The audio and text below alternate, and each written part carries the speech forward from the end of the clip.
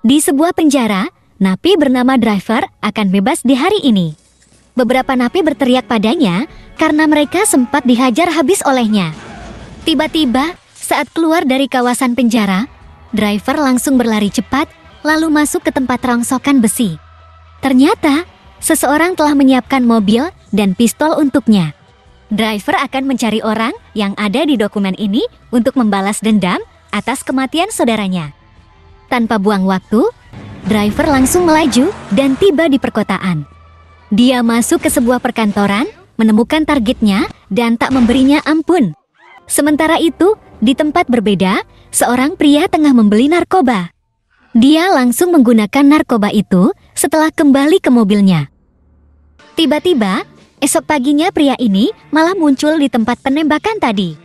Ternyata, pria yang bernama Cobb ini adalah seorang polisi yang sebentar lagi akan pensiun. Penyelidikan kasus ini sendiri dipimpin oleh Cicero. Dia sebenarnya tak mau Cobb mengganggu pekerjaannya. Namun, dia terpaksa menerimanya karena diperintahkan oleh pimpinannya. Di tempat berbeda, Driver menemui seorang informan dan mendapatkan beberapa target lain untuk dia buru.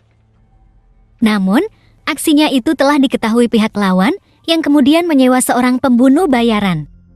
Polisi pun sebenarnya telah mengetahui identitas Driver karena aksinya terekam oleh kamera. Cicero menjelaskan pada Cobb bahwa Driver sempat terlibat perampokan bank. Driver saat itu bertugas menjadi pengemudi mobil dan berhasil meloloskan kelompoknya. Ternyata, salah satu dari perampok itu adalah saudaranya Driver.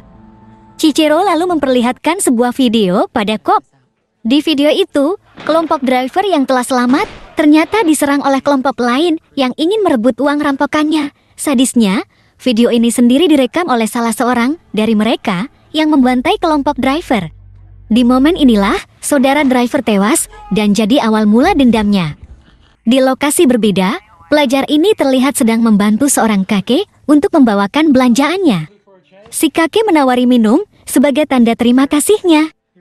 Tapi tiba-tiba, dia jadi pusing setelah menghabiskan minuman itu. Si kakek yang tadinya jalan memakai tongkat ternyata cuma berpura-pura dan mulai mendekati si pelajar sambil memegang kamera.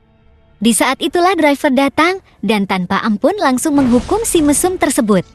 Ternyata dia adalah orang yang sama yang merekam aksi pembantaian kelompok Driver dulu.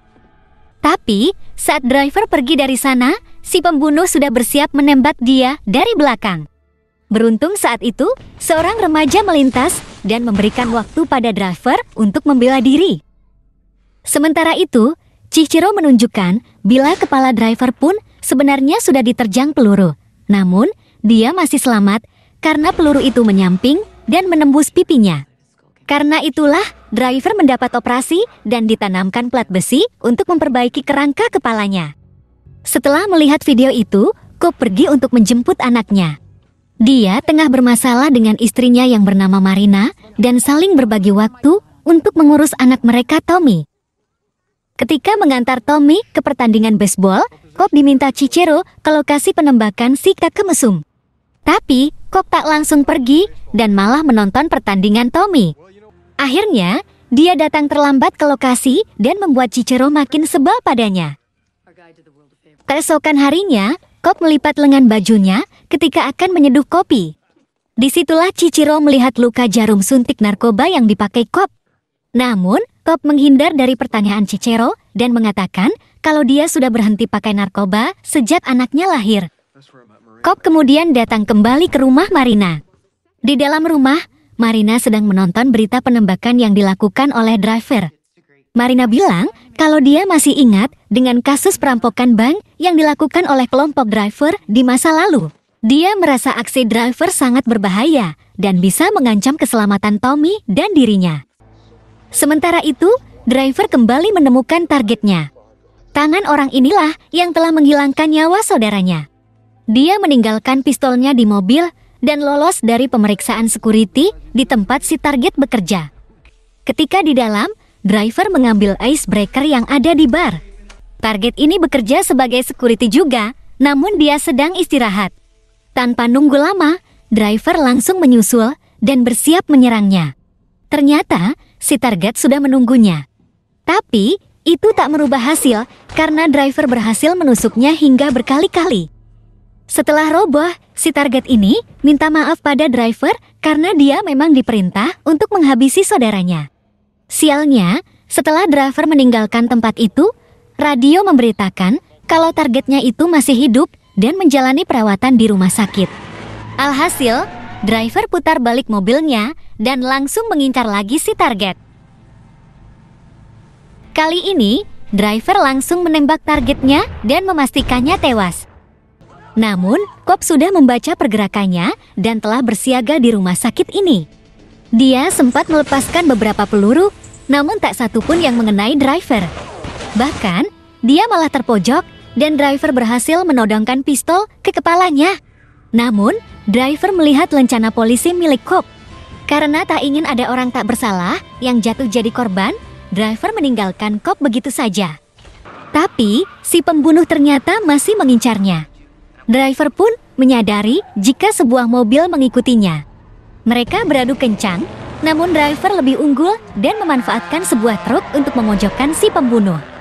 Namun, lagi-lagi dia tak mau menembak orang tak bersalah dan hanya mengincar ban mobil si pembunuh. Akibatnya, si pembunuh jadi lebih dulu menembak dan mengenai lehernya. Meski demikian, driver tidak membalas dan kembali memacu mobilnya. Dengan luka di lehernya, driver pulang ke rumah orang tuanya. Ternyata, ayahnya telah meninggal ketika dia di penjara. Driver sebenarnya sempat menyangka bila sang ayahlah yang menjadi dalang penjebakan dan kematian saudaranya. Namun, sang ibu menyangkal semua itu. Driver menatap foto saudaranya yang masih terpajang di atas lemari, lalu pergi dengan membawa abunya. Driver melanjutkan perjalanannya sambil mendengarkan ceramah rohani di radio. Sementara itu, Cobb dipuji oleh rekan-rekannya karena berhasil menebak pergerakan driver. Cicero kemudian menemukan sebuah petunjuk baru. Dia mengatakan bila semua korban itu pernah bekerja jadi informan polisi. Cobb kemudian memilih untuk mendatangi salah satu informan yang masih hidup. Tapi, driver lebih cepat dan tiba lebih dulu dibanding dia. Ternyata, dia adalah penceramah yang selalu driver dengarkan selama di perjalanan. Dia pun rupanya menyadari kehadiran driver di sana.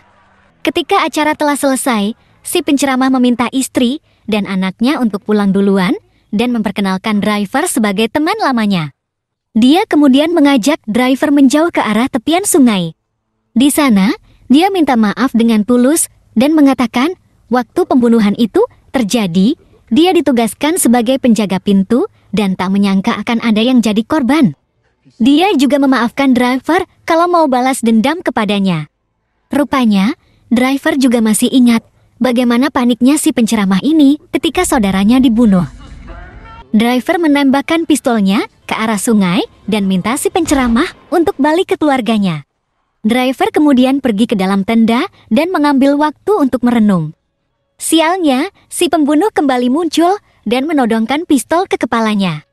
Dia menantang driver untuk mengambil pistolnya, namun driver mengatakan kalau dia tak memiliki dendam terhadapnya. Di saat itulah, si pembunuh melihat daftar target milik driver dan mengatakan bahwa ada seorang lagi yang masih luput darinya, yaitu orang yang telah menyewanya dan besar kemungkinan merupakan otak dari semua ini. Namun, sebelum bicara lebih banyak, Cobb datang dan meminta si pembunuh untuk menjatuhkan pistolnya. Dia terpaksa menurut dan menaruh pistol itu. Tapi tiba-tiba, Cobb langsung menembak kepala driver. Ternyata, dialah orang yang menyewa si pembunuh dan pelaku penembakan kepala driver dulu. Si pembunuh mengatakan bila driver sebenarnya sama sekali tak tahu bila Cobb adalah dalang di balik semua ini. Dia kemudian pergi dari situ dan menolak pembayaran dari Cobb. Sementara itu, Cicero cepat-cepat menyusul Cobb ke sana.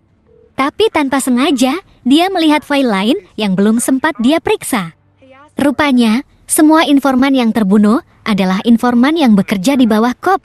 Cobb sendiri sedang menelpon Marina dan mengatakan semuanya telah selesai. Rupanya, dulu Marina pun merupakan informan Cobb. Saat itu, Marina berpacaran dengan saudaranya driver dan membocorkan seluruh rencana perampokan itu pada Cobb. Oleh karena itulah, Cobb berhasil membuat rencana penyergapan itu. Dia menguasai uangnya dan menghabisi saudaranya Driver agar sepenuhnya memiliki Marina. Cobb berencana untuk segera pulang menemui Marina dan Tommy. Tapi, karma akhirnya bicara. Driver kembali muncul dan menembak Cobb. Ternyata, Cobb menembak Driver di lokasi yang sama dengan sebelumnya. Sehingga, pelat besi yang ditanamkan saat operasi menghalangi terjangan peluru Cobb dan membantu Driver untuk menuntaskan dendamnya.